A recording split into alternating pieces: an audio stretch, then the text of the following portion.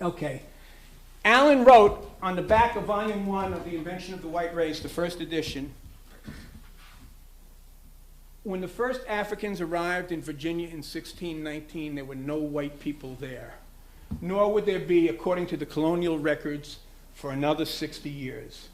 And he had gone through 885 county years of records over 20 years, and I've got those records home.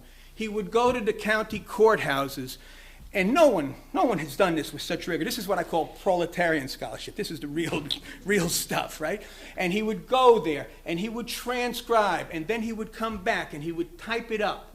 And that's the basis for some of the extraordinary documentation. These 2 volumes of Allen, each volume is about 35–40% notes, right? And appendices. So it's it's small font. I mean, it's very heavily documented based on primary sources.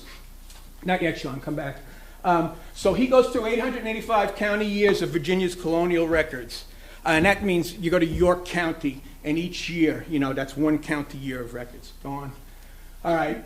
There were no, as he subsequently explains, others living in the colony at the time were English.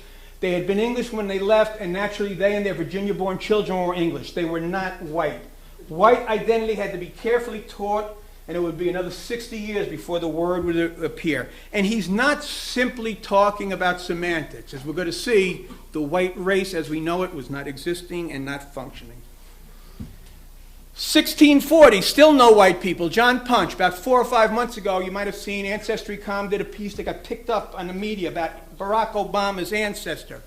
On his mother's side, they did a whole big thing. Barack Obama had an ancestor who had been had a sentence of lifetime bond servitude imposed upon him. That fellow's name was John Punch. But the interesting thing that they were playing up, in the papers was this was on his mother's side, not his father's side. But here's the only document that exists about John Punch. And John Punch, what's interesting is he runs away with 2 other bond servants, right? One is Victor, a Dutchman, and the other a Scotchman named James Gregory. They're still not white, right? Next slide, Sean. The big battle is there were no white people there. Bacon's Rebellion, 1670. This is the big battle that Allen focuses on, and we're going to talk about in some depth. But here's the account of the fellow who took the lead in putting down the rebellion, named Thomas Grantham. He's a ship merchant. I there met 400 English and Negroes in arms who were much dissatisfied, betrayed them. Some were for shooting me, others for cutting me in pieces. In the final stages, 80 Negroes and 20 English. Don't leave yet, Sean. One thing, just anecdotally, since I talked before about Harrison's struggle to do Negro with a capital N, right? That was because it was now, when Harrison comes here, it's all being spelled with a small n. But back in the 17th century, before the invention of the white race, this is the original document. Negro is with a capital N. Go on.